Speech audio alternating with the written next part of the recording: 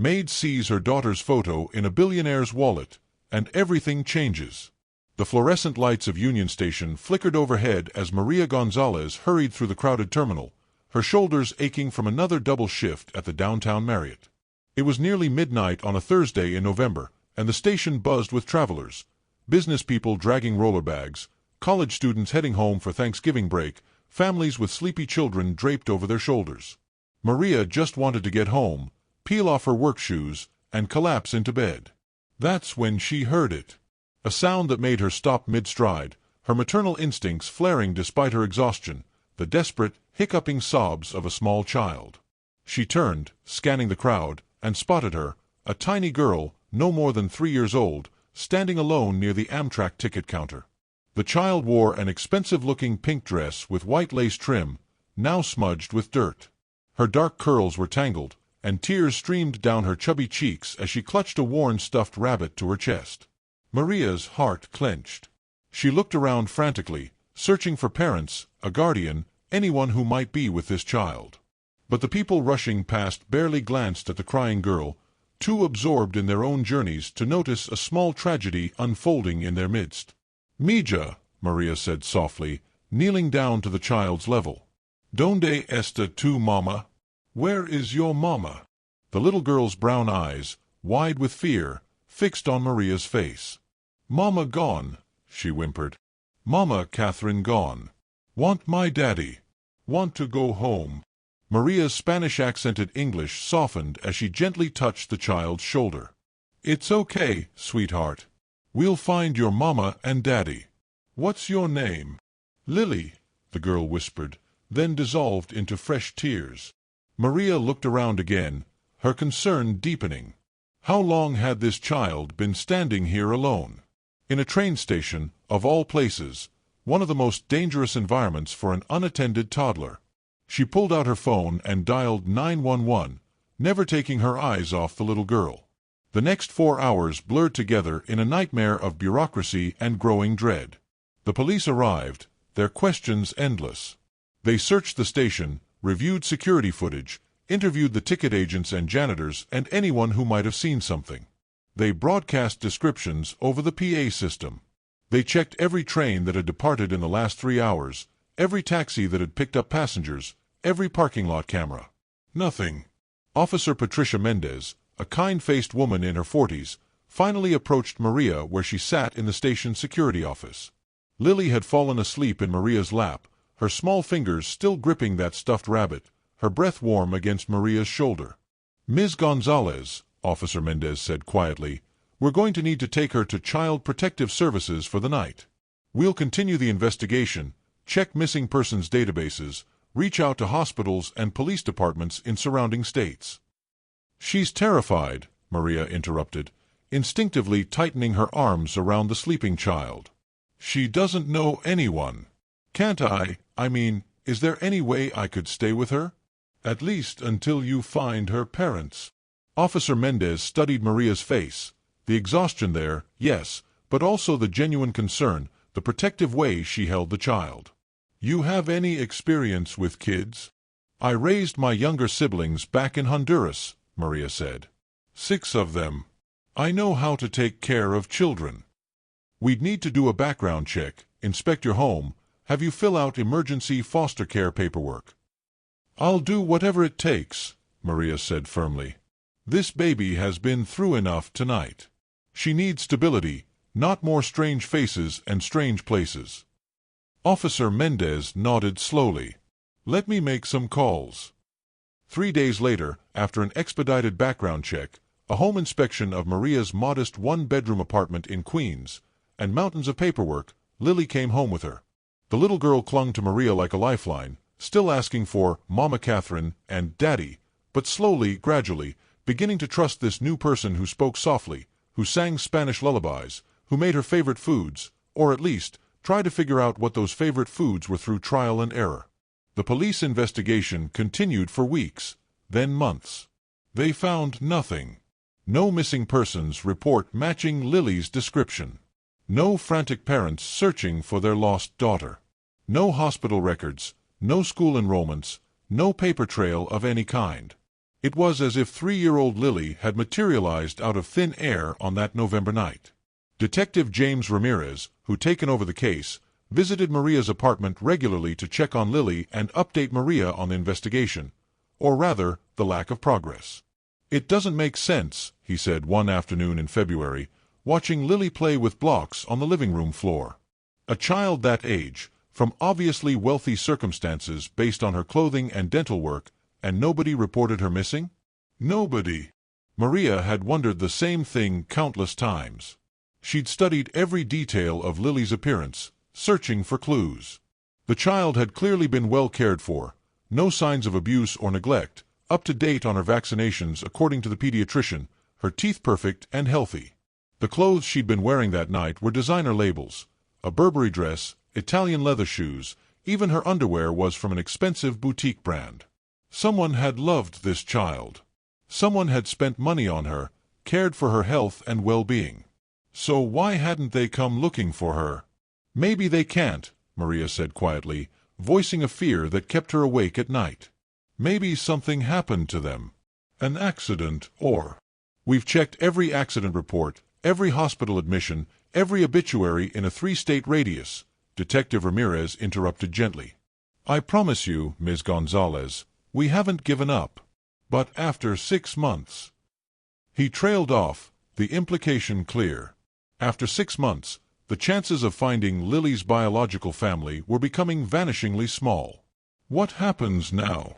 Maria asked, her hand unconsciously moving to stroke Lily's hair as the little girl hummed to herself, building a tower of blocks. "Now we start permanency planning," Detective Ramirez said. "You've been doing an amazing job with her. If you're interested in adoption—" "Yes," Maria said immediately. "Yes, I want to adopt her." She couldn't explain it, even to herself. She'd found this child by chance, had taken her in out of basic human compassion. But somewhere over the past 6 months, while teaching Lily to count in English and Spanish, while comforting her through nightmares, while watching her learn to laugh again, somewhere in all of that, Lily had become her daughter in every way that mattered. Maria had always wanted children. At 32, working multiple jobs just to make rent, she'd resigned herself to the possibility that motherhood might never happen for her. And now here was this beautiful, bright little girl who called her Mama Maria, and drew her pictures and filled her small apartment with joy. If Lily's biological family never surfaced, Maria would give her a home. A real home, permanent and full of love. But she never stopped wondering about that night at the station. Never stopped asking herself the questions that haunted her. Where had Lily come from? Who had left her there? And most troubling of all, had she been lost, or had she been abandoned? 6 months after finding Lily, Maria's life had transformed in ways she never could have imagined. The adoption process was slowly moving forward, and she'd quit one of her 2 jobs to spend more time with her daughter, because that's what Lily was now, in every meaningful sense. The little girl had blossomed, her nightmares less frequent, her smile quick and bright. She'd started calling Maria Mama without the qualifier, and had seemingly forgotten about Mama Catherine and the mysterious Daddy she'd cried for that first night. But Maria's reduced income meant their budget was tighter than ever. The legal fees for the adoption, combined with the costs of raising a child, meant Maria was constantly juggling bills, deciding which could be paid late, which were absolutely critical. She'd been looking for a single better-paying position to replace her 2 part-time housekeeping jobs, something with benefits and stability. That's when the call came from Elite Staffing Solutions. "Ms. Gonzalez," the crisp voice on the phone said, "my name is Patricia Wu, and I'm calling about a housekeeping position that I think might interest you. Your former supervisor at the Marriott gave you a glowing recommendation." Maria's heart leaped with hope. "I'm listening."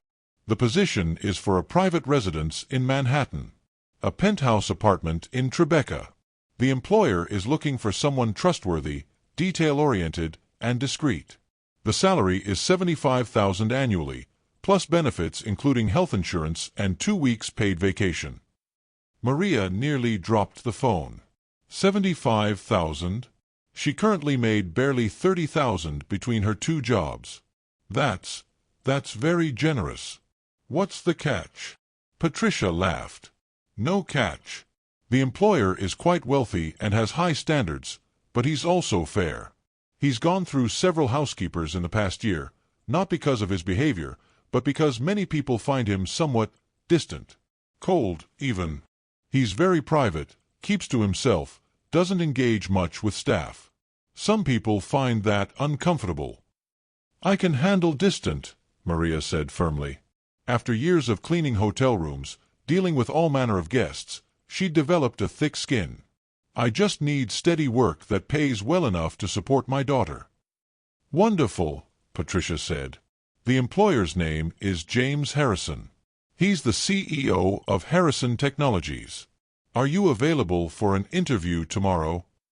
The interview took place in the penthouse itself, the top 3 floors of a gleaming glass tower in Tribeca with views that stretched across the Hudson River to Jersey City. Maria had never been in a private residence like this. The elevator opened directly into the foyer, where marble floors gleamed under crystal chandeliers.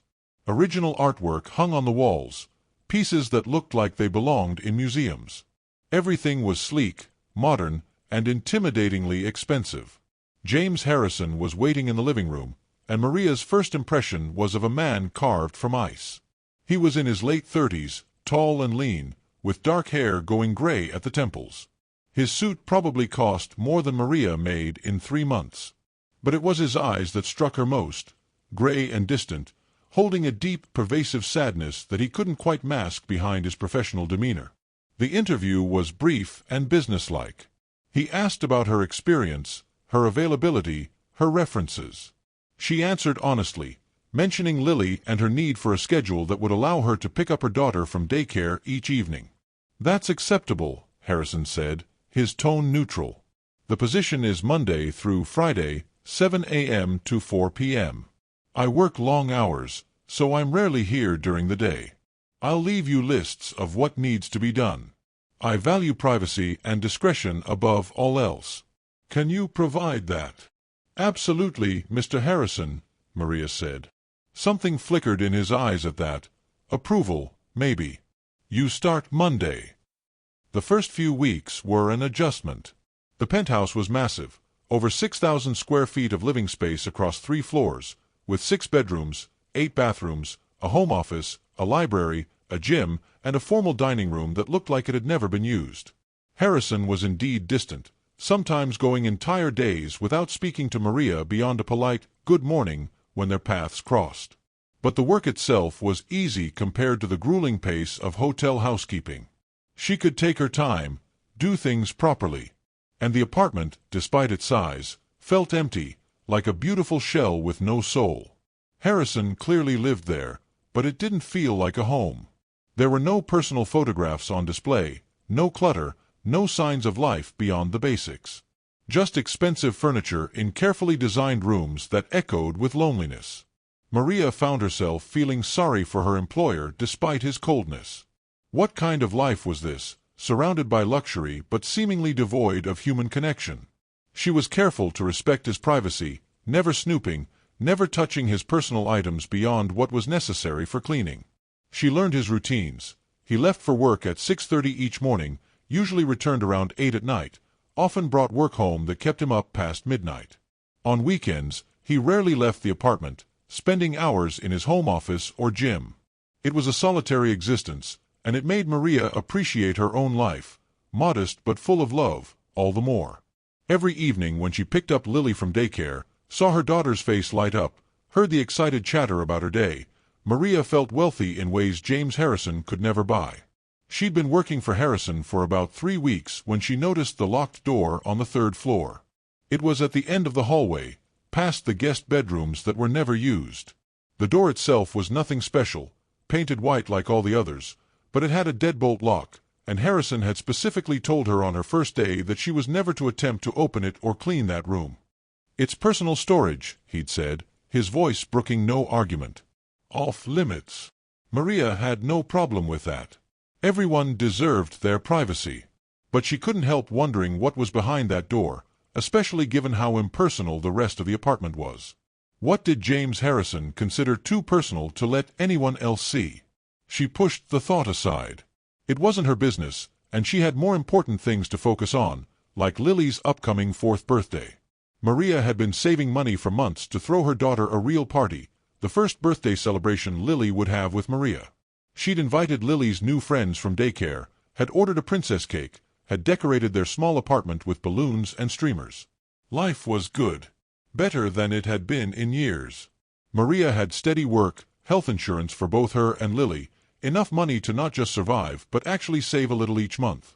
The adoption would be finalized soon, and then Lily would legally be hers forever. She had no idea that everything was about to change. It happened on a Tuesday in late May, 6 months after Maria had started working for James Harrison. The morning had been routine. She'd arrived at 7 as usual, letting herself in with her key. Harrison had already left for work, leaving behind the faint scent of expensive cologne and a coffee cup in the kitchen sink. Maria moved through the apartment methodically, following her established cleaning routine. She developed a rhythm over the months, knew which rooms needed daily attention and which could wait. The library on the 2nd floor always needed dusting. Harrison spent hours there on weekends, surrounded by books that actually looked read, unlike the pristine volumes in many wealthy homes Maria had cleaned. By mid-morning, she'd worked her way down to the 1st floor. The formal dining room was last on her list, a grand space with a table that could seat 16, though Maria had never seen it used even once. Harrison took his meals at the kitchen counter when he ate at home at all, usually standing up while scrolling through his phone. She was wiping down the glossy mahogany surface when she saw it, a black leather wallet, sitting near one of the chairs as if it had been carelessly tossed there and forgotten. Maria's first instinct was to set it aside and text Harrison to let him know she'd found it. But as she picked it up, the wallet fell open in her hands, and a photograph slipped partially out of one of the clear plastic sleeves inside. The image stopped her heart. For a moment, Maria couldn't breathe, couldn't move, couldn't think. She stared at the photograph with trembling hands, certain her eyes were deceiving her. But no, there was no mistake. The little girl in the photograph was Lily. Same heart-shaped face. Same dark curls. Same warm brown eyes. Same distinctive birthmark above her left eyebrow, a small, crescent-shaped mark that Lily's pediatrician had said was quite rare. There was absolutely no doubt. This was her daughter. In the photo, Lily, younger, maybe 2 years old, sat on a man's lap. The man's face was partially cut off by the photograph's framing, but Maria could see enough: the expensive suit, the strong jaw, the hint of dark hair. James Harrison's jaw. James Harrison's suit. Maria sank into one of the dining chairs, the wallet clutched in her shaking hands. Her mind raced, trying to make sense of what she was seeing. Harrison had a photograph of Lily? Her Lily. The child she'd found abandoned at Union Station, the child the police had searched for desperately, the child whose family had seemingly vanished into thin air? That meant... "Oh my God!" Maria whispered to the empty room. James Harrison was Lily's father. But that made no sense. If Harrison had been looking for his daughter, the police would have found him. Missing child cases were high priority, especially for children as young as Lily. The investigation had been thorough. Detective Ramirez had assured her of that. They'd checked every database, followed every lead. Unless Harrison hadn't been looking for her. Unless he'd thought she was dead. Maria's hands trembled as she pulled the photograph completely out of the wallet. On the back, written in neat handwriting, were 2 words, "My Lily." She looked at the other contents of the wallet with new urgency. Credit cards, all bearing the name James Harrison. A driver's license with his photo. Business cards.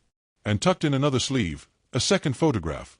This one of a beautiful blonde woman with bright blue eyes and a dazzling smile, her arm around a younger James Harrison who actually looked happy. Maria's mind whirled with questions.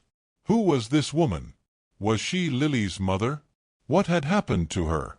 And most importantly, how had Lily ended up alone at Union Station while her father lived mere miles away in Manhattan? The sound of the elevator jolted Maria out of her thoughts. Her heart hammering, she looked up to see James Harrison stepping into the foyer, his face tight with stress. "Maria," he said, surprise evident in his voice. "I didn't expect—" He stopped, his eyes locking on the wallet in her hands, the photograph she was holding. For a long moment, neither of them spoke. Harrison's face had gone ashen, his gray eyes wide with shock. "Where did you get that?" he whispered. Maria's voice came out stronger than she felt. It was here, on the table. It fell open when I picked it up. She stood, holding up the photograph. Mr. Harrison, this little girl. I know her. I found her 6 months ago at Union Station. She was alone, crying. The police searched everywhere for her family but couldn't find anyone. She's been living with me. I'm in the process of adopting her. Harrison stared at her like she'd just spoken in an alien language. His mouth opened, closed. He took a step forward, then stopped, as if his legs wouldn't quite support him. That's impossible, he finally said, but his voice was hollow, uncertain. Lily died 18 months ago. There was a fire at my fiancé's apartment. Catherine called me, hysterical. She said she tried to save Lily, tried to get her out, but the fire spread too fast. There was smoke and... His voice broke. They found a body. A child's body. They identified her through dental records. Maria's mind reeled.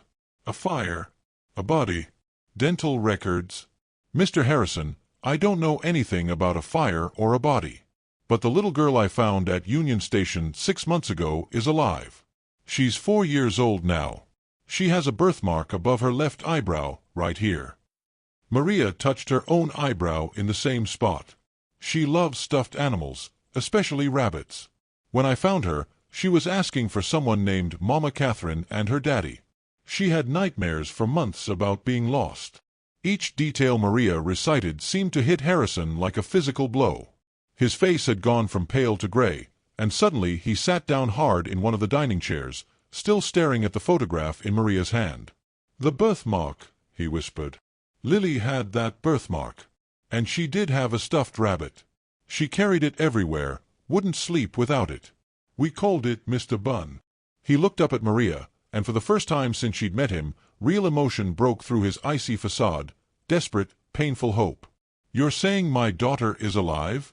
That she's been alive this whole time? If the girl in this photograph is your daughter, then yes," Maria said softly. "She's alive. She's healthy. She's happy." Harrison's eyes filled with tears. His hand shook as he reached for the photograph, holding it like it was made of glass. "How?" he choked out. "How is this possible?"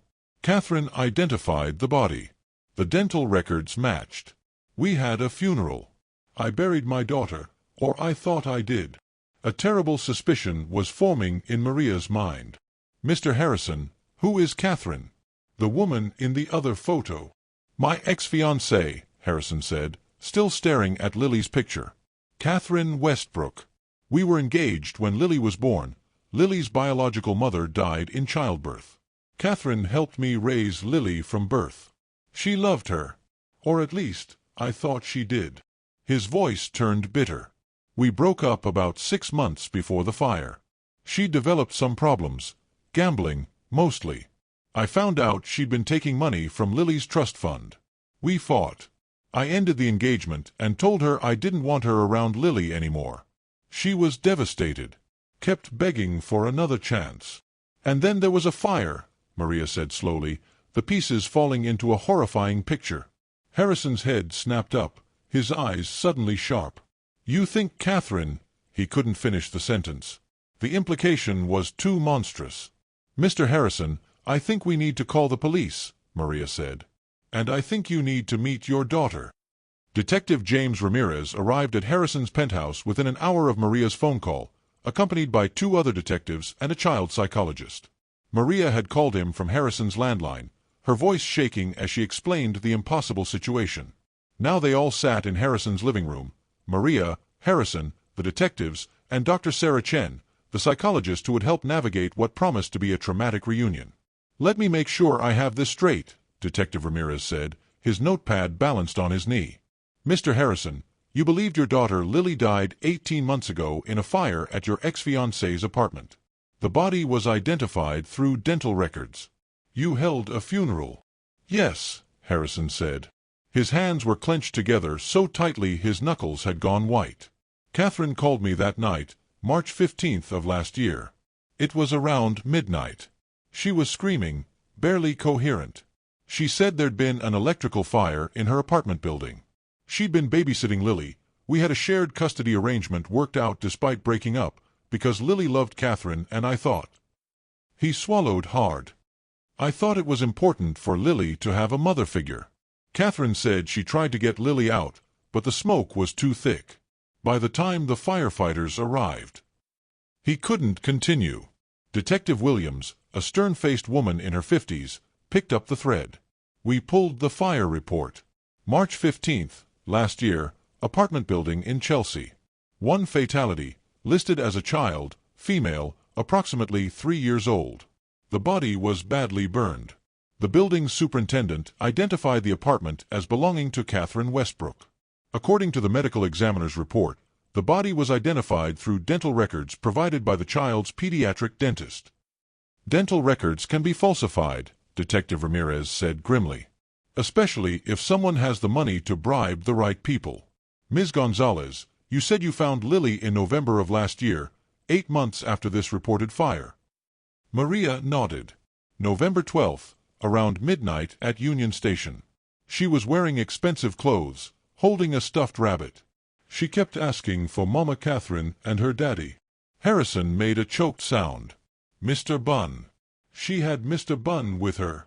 The rabbit is at my apartment, Maria confirmed. Lily still sleeps with it every night. Dr. Chen leaned forward. Mr. Harrison, I understand your desire to see your daughter immediately, but we need to proceed carefully. Lily has been through tremendous trauma. She was abandoned by someone she trusted. She spent the last 6 months building a new life, bonding with Maria as her mother figure. We can't simply spring this on her. She's my daughter, Harrison said, his voice rough with emotion. I've spent 18 months thinking she was dead. I mourned her. I visit her grave every week, a grave that's apparently empty. And you want me to wait? I want you to think about what's best for Lily, Dr. Chen said gently but firmly. Not what's easiest for you. Maria, how much does Lily remember about her life before you found her? Maria had been dreading this question. Not much. She had nightmares at first about someone leaving her, about being alone. She asked for Mama Catherine for the first few weeks, but less and less as time went on. Now she doesn't mention her at all. She doesn't talk about her father. I'm sorry, Mr. Harrison, but I don't think she's forgotten you. I think the memories are just buried under trauma. Repressed, Dr. Chen said, nodding. Common in young children who experience abandonment or trauma. The memories are still there, but accessing them is painful, so the mind protects itself. She turned to Harrison. Here's what I propose. We arrange a meeting, but carefully. We prepare Lily first, show her photographs of you, help her understand that her daddy has been looking for her. Maria needs to be present. She's Lily's security right now. We do this in a neutral location, somewhere Lily feels safe. And we let her control the pace. Harrison looked like he wanted to argue, but after a long moment, he nodded. Whatever's best for her. I just want my daughter back. There's another matter, Detective Williams interjected. Catherine Westbrook. We need to find her and fast. This goes way beyond child abandonment. We're talking about fraud, falsifying official documents, possibly murder if that body in the fire was obtained illegally. Insurance fraud too, Harrison said, his voice hardening. I had a life insurance policy on Lily, $2 million, with Catherine as the beneficiary if something happened while Lily was in her care. Catherine collected that money after the fire. At the time, I thought it was ghoulish but legal. Now it's evidence, Detective Ramirez finished. We'll need access to all your financial records related to the fire and the insurance payout. We'll need the name of the pediatric dentist who provided those dental records. We'll need to exhume the body from the grave to identify who was actually buried there. And we need to find Catherine Westbrook before she realizes we're onto her. The next 24 hours passed in a blur of police activity and careful preparation. While detectives worked to track down Catherine Westbrook and investigate the falsified death, Maria and Dr. Chen prepared Lily for the meeting with her father. It wasn't easy. Lily was a bright, perceptive child, and she knew something unusual was happening when Maria sat her down with a child psychologist present. "Baby," Maria said gently, "do you remember when I found you at the train station? You were asking for your mama and daddy." Lily's face clouded with confusion. I was lost, she said quietly. But then you found me. You're my mama now. I am your mama, Maria assured her, pulling Lily into her lap. And I love you so much. But sweetie, we found your daddy, your first daddy, from before you got lost. His name is James, and he's been looking for you for a very long time.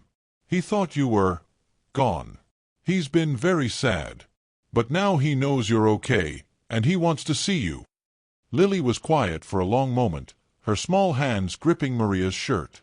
Will I have to leave you? She finally whispered, and Maria's heart broke. No, baby. No. I'll be right there with you. And nobody is going to take you away from me.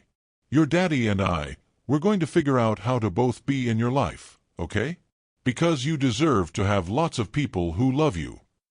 Dr. Chen showed Lily photographs then, pictures of Harrison that Maria had gotten from him. Pictures of a younger James holding baby Lily, of him pushing her on a swing, of them at the zoo. This is your daddy, Dr. Chen said softly.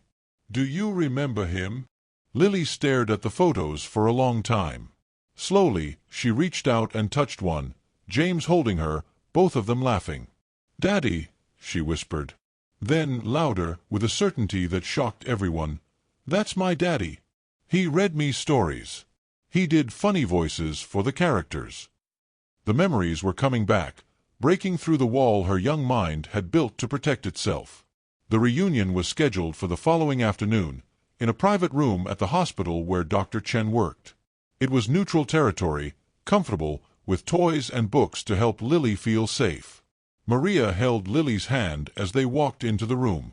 Harrison was already there, standing near the window, his whole body tense with barely controlled emotion. He'd dressed carefully, Maria could see that, in jeans and a casual sweater instead of his usual suit, trying to look approachable, unthreatening. When he saw Lily, his face crumpled. Tears streamed down his cheeks, but he didn't move, didn't rush forward, just stood there letting Lily look at him. Lily, he said, and his voice was soft, broken, full of love. Lily-bug. It's Daddy. Lily stared at him, her hand tight in Maria's. For a long, terrible moment, nothing happened. Then, slowly, Lily let go of Maria's hand and took one step forward. Then another. Daddy, she said uncertainly. You were sad. Mama Catherine said you were sad. Harrison dropped to his knees so he was at her level. I was sad, baby. I was so sad because I thought I lost you. But you're here. You're okay. And I'm not sad anymore. I'm just so happy to see you. Lily took another step. Then suddenly she was running, throwing herself into Harrison's arms. He caught her, holding her tight, his shoulders shaking with sobs as he buried his face in her hair. I thought you left me, Lily cried. I was lost and you didn't come. I didn't know where you were, baby, Harrison choked out. I didn't know. But I never stopped loving you. Not for one single day. I promise. Maria watched through her own tears as father and daughter clung to each other, reunited after 18 months of thinking they'd lost each other forever. Dr. Chen touched her arm gently. You did a good thing, she whispered. You saved her. And now you've given them both back their family. But even as Maria smiled, even as her heart filled with joy at seeing Lily in her father's arms, she couldn't shake one thought. Catherine Westbrook had done this. Had taken a father's daughter, had abandoned a child, had let everyone believe Lily was dead. And she needed to pay for it. Catherine Westbrook's trail wasn't hard to follow once investigators knew what they were looking for. The insurance payout of $2 million had been deposited into her bank account 3 weeks after the fire. Within a month, she'd withdrawn it all in cash and closed the account. Then she'd vanished. Detective Williams sat across from Harrison and Maria in the conference room at the Manhattan precinct, spreading out documents and photographs on the table. Lily was with Dr. Chen in another room, playing with toys and talking about her feelings, a process Dr. Chen had explained would need to continue for months, maybe years. We've been tracking Catherine's movements since the fire, Williams said, pointing to a timeline she'd created. She stayed in New York for about 6 weeks after collecting the insurance money. We found charges on credit cards she hadn't closed, hotels, restaurants, luxury shopping. She was living it up. Then on April 30th of last year, she bought a one-way ticket to Las Vegas. Gambling, Harrison said bitterly. She had a problem with it. That's why I broke up with her. I found out she'd taken $50,000 from Lily's trust fund to pay gambling debts. Did you press charges? Detective Ramirez asked. No, Harrison admitted. I thought about it, but I didn't want to traumatize Lily. Catherine had been her primary caretaker since birth. I thought if I just cut her off, made sure she couldn't access any more money, that would be enough. I never imagined. You couldn't have known, Maria said quietly, though part of her wondered. Should Harrison have seen this coming? Should he have protected his daughter better? But then, she hadn't seen it either. None of them had. Catherine had apparently been skilled at hiding her true nature. In Vegas, she stayed at the Bellagio for 2 weeks, Williams continued. We pulled security footage. She was at the high-stakes tables every night, sometimes winning big, more often losing bigger. By mid-May, she'd blown through most of the money. That's when she moved on to Atlantic City, then back to New York. That's around the time I found Lily, Maria interjected. November 12th. Williams nodded. Right. So here's what we think happened. Catherine burned through the insurance money in about 6 months. She was desperate, probably had people she owed money to, dangerous people. But she still had one asset, Lily. Harrison's face went white. What are you saying? We don't think she originally planned to abandon Lily, Ramirez said. We think she planned to ransom her. Take Lily, hide her somewhere, then contact you demanding money for her safe return. But something went wrong, Williams picked up the thread. We interviewed the security guard who was on duty at Union Station that night. He remembers seeing a well-dressed blonde woman with a little girl matching Lily's description. The woman bought the child an ice cream, then told her to wait right there while she went to the bathroom. The guard said the woman looked nervous, kept checking her phone. He thought maybe she was waiting for someone. The child ate her ice cream, then started crying when the woman didn't come back, Ramirez continued. The guard was about to intervene when a crowd of tourists came through and distracted him. By the time he looked back, the woman was gone and the child was alone, screaming. Maria's hands clenched into fists. She remembered how terrified Lily had been that night, how the little girl had sobbed until she made herself sick.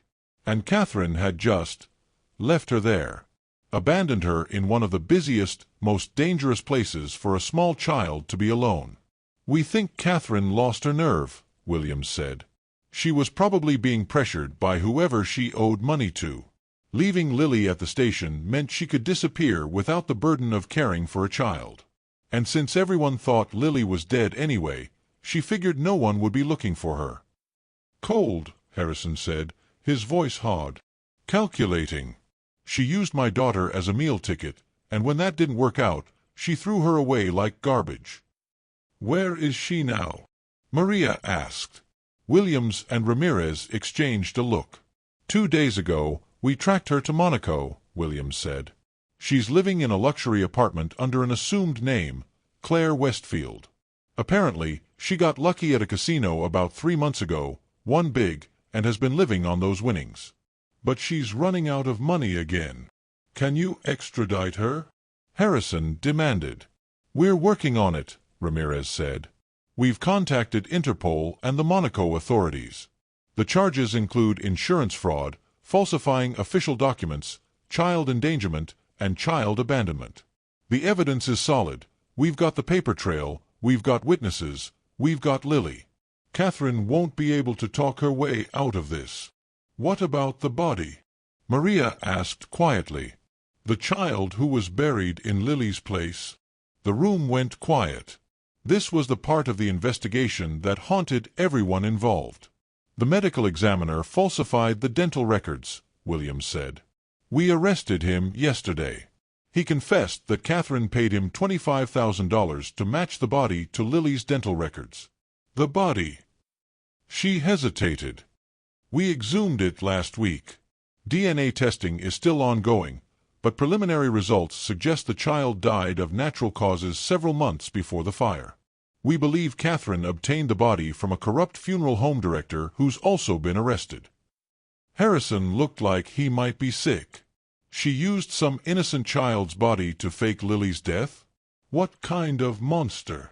The kind who would abandon a 3-year-old in a train station, Maria said, her voice cold. The kind who cared more about money than about a little girl who loved her. Over the next 3 weeks, the case against Catherine Westbrook built into something overwhelming. The pediatric dentist who'd provided the original dental records had been forged, the real dentist's signature had been copied, the records altered. Catherine had also bribed the building superintendent to claim she'd been in the apartment during the fire when she'd actually been miles away, already setting her plan in motion. The funeral home director who'd provided the body broke under interrogation, providing receipts and records that showed exactly how much Catherine had paid for a deceased child's remains. The money had come from the insurance payout. Catherine had been careful about some things, at least, not leaving a direct trail from her personal accounts. But the most damning evidence came from Catherine herself. 3 days after the investigation went public, making international news with headlines like "Billionaire's daughter found alive after faking death" and "Cruel scheme. Woman frames child's death for insurance money," Catherine tried to flee Monaco. She was arrested at the Nice Côte d'Azur airport, attempting to board a flight to the Cayman Islands with a bag containing 500,000 euros in cash, her remaining gambling winnings. During her arrest, she made a statement to police that the prosecutors would later use against her at trial. "I didn't hurt the kid. I left her somewhere safe where someone would find her. That's more than a lot of people would do." "More than a lot of people would do," Harrison repeated when Detective Ramirez told him about Catherine's statement. They were in his penthouse, where Maria now visited regularly with Lily. The custody arrangement they'd worked out was unconventional but functional. Lily lived primarily with Maria, but spent 3 days a week with Harrison, gradually building up to longer visits. Eventually, they planned to transition to split custody, but for now, everyone agreed Lily needed stability above all else. "She actually thinks she did Lily a favor," Harrison said, his voice shaking with rage. "She faked my daughter's death, collected $2 million, and then abandoned a 3-year-old child in a train station, and she thinks she's a hero for not actively murdering her?" "She's a sociopath," Maria said quietly. "She was on the floor with Lily, building a tower out of blocks." Lily seemed oblivious to the adult conversation, humming softly to herself. "She can't understand what she did wrong because she doesn't have the capacity to truly care about anyone but herself." Maria looked up at him, surprised by the question. In all the chaos of the investigation and the reunification, no one had really asked how she was doing. "It's hard," she admitted. "I found a lost child and fell in love with her. I was going to adopt her, make her legally mine forever. And then I found out she already had a father who loved her. Part of me is so happy that Lily gets to have her daddy back. But part of me is mourning," Harrison finished softly. "Because you're losing her. Or you feel like you are."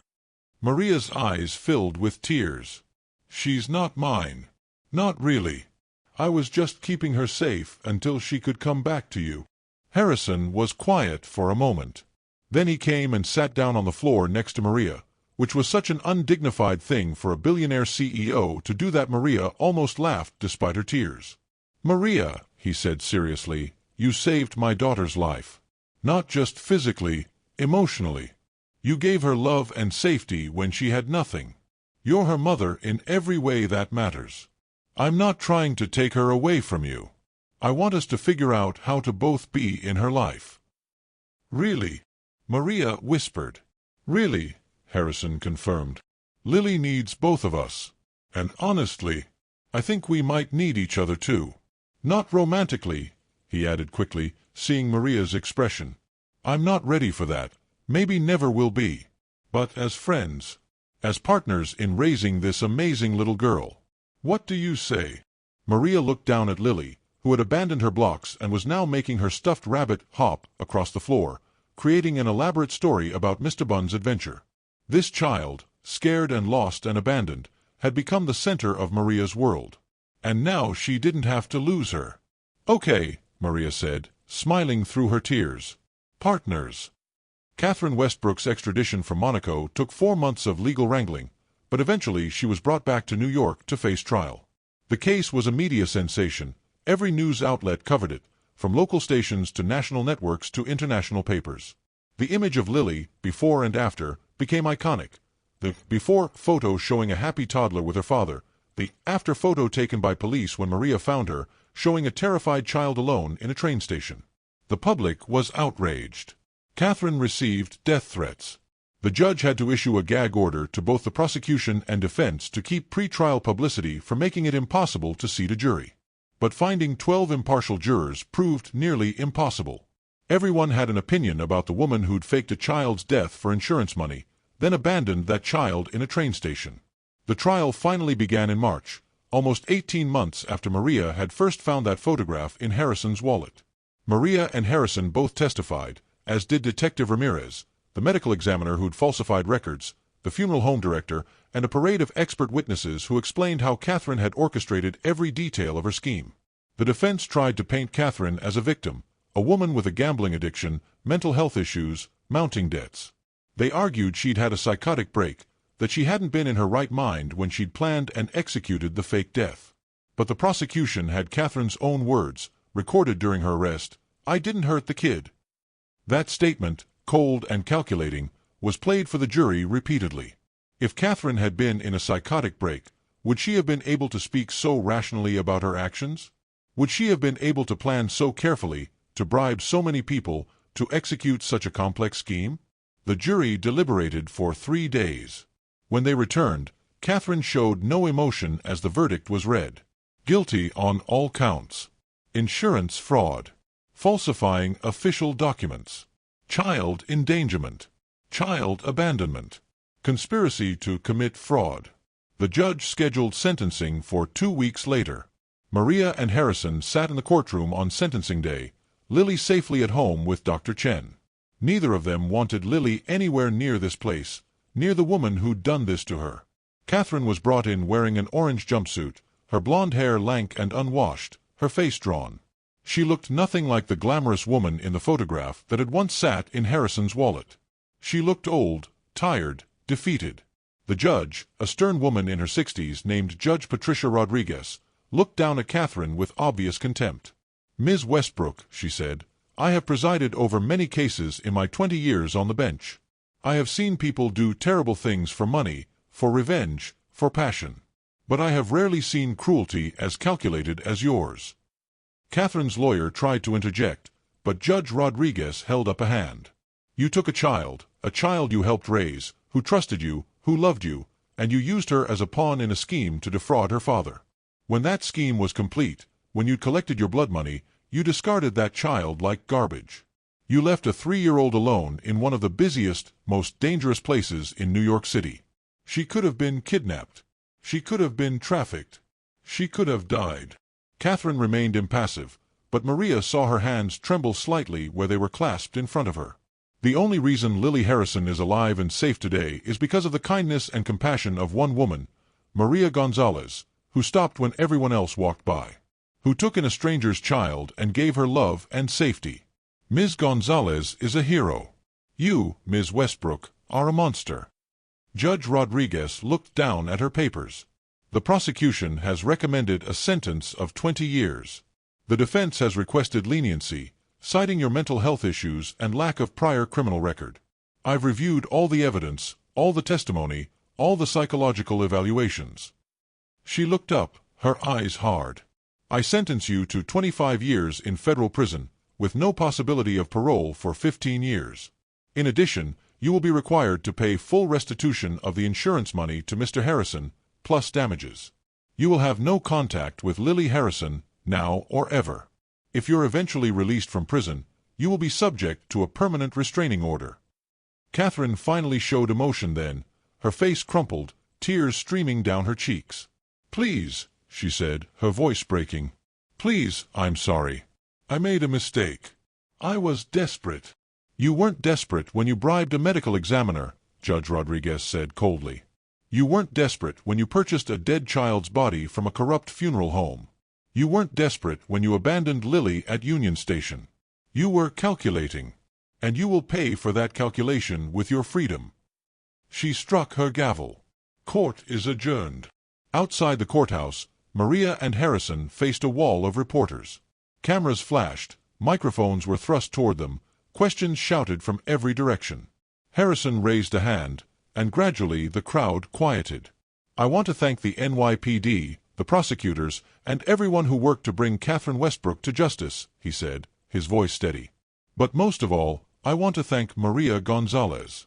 Without her compassion, without her willingness to help a stranger in need, my daughter would not be alive today. Maria didn't just find Lily, she saved her. She gave her a home, love, and stability when Lily's world had been shattered." He turned to Maria, and there were tears in his eyes. "Maria, you gave me back my reason for living. You gave me back my daughter. There are no words for that kind of gift. Thank you." Maria, uncomfortable with the attention, spoke briefly. "I did what anyone should do when they see a child in need. Lily is an amazing little girl, and I'm grateful every day that I found her. I'm grateful that she has her father back. And I'm grateful that justice was served today." The reporters shouted more questions, but Maria and Harrison pushed through the crowd to a waiting car. As they drove away from the courthouse, Harrison let out a long breath. "It's over," he said. "It's over," Maria agreed. But really, it was just beginning. 6 months after Catherine's sentencing, Maria moved into a brownstone in Brooklyn that Harrison had purchased. It wasn't charity, they'd both agreed, it was practical. The brownstone had been converted into 2 separate apartments, one on each floor. Maria and Lily lived on the 2nd floor, Harrison on the 1st. Co-parenting in the same building, Dr. Chen had called it. Unconventional, but it might work well for Lily. She gets stability, 2 parents who love her, and no long commutes between houses. It did work well. Better than anyone had expected. Lily flourished with the arrangement. She had her room upstairs with Maria, decorated with princess posters and stuffed animals. She had her room downstairs with Harrison, filled with books and puzzles and a telescope for watching the stars. Most evenings, they ate dinner together, all 3 of them. Maria cooked, usually, though Harrison was learning. Lily helped, standing on a stool to stir pots or measure ingredients, chattering about her day at kindergarten. "I made a new friend," she announced one evening in September. "Her name is Sophie. She has red hair and she likes dinosaurs too. Can she come over for a playdate?" "Of course," Maria said, smiling. "We'll invite her and her parents over this weekend." After dinner, Harrison usually read to Lily while Maria cleaned up the kitchen. Then Maria would give Lily her bath and get her ready for bed, and they'd both tuck her in, one parent on each side of the bed. "I love you, Mama Maria," Lily would say, hugging Maria tight. "I love you, Daddy," she'd say, turning to hug Harrison just as fiercely. And then, without fail, she'd add, "I love you both. I'm so glad I have 2 parents who love me." It was a routine. It was stability. It was, Maria realized, a family, just not a traditional one. 1 year after the trial, on a crisp October afternoon, Maria and Harrison sat on a park bench watching Lily play on the swings. She was 5 now, confident and happy, with no signs of the traumatized child Maria had found that night at Union Station. "I've been thinking," Harrison said carefully, "about the future. About what happens when Lily gets older and starts asking harder questions." "About Catherine?" Maria asked. "About all of it. Why her mother died. Why Catherine did what she did. Why she has 2 parents who aren't married or even together." Maria was quiet for a moment, watching Lily pump her legs, flying higher on the swing. "We tell her the truth," she finally said.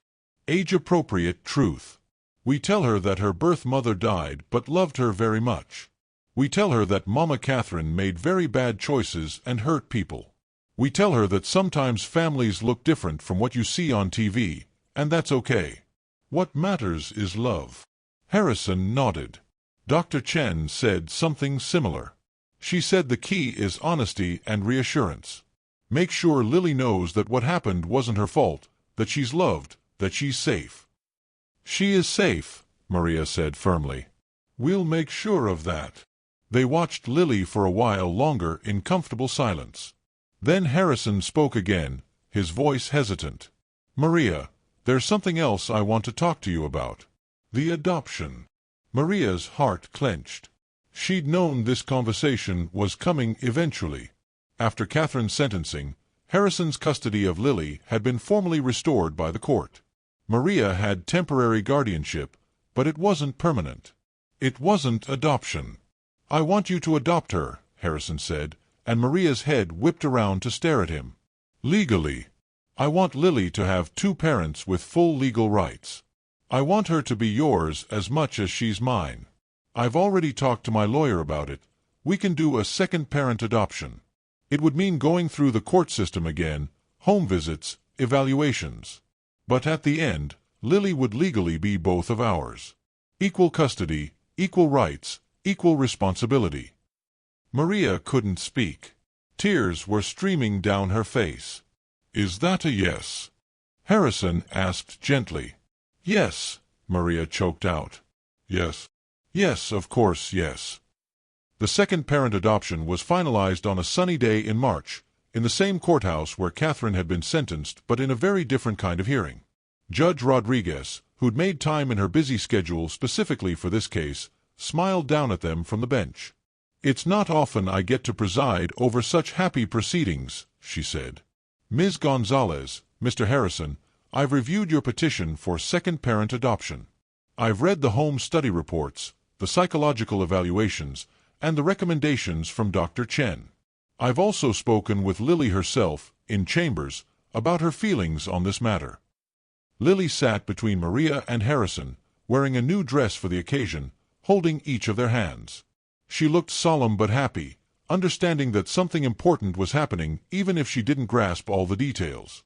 "Lily told me," Judge Rodriguez continued, and I quote, "I want Mama Maria to be my mama forever and ever, just like Daddy is my daddy forever and ever."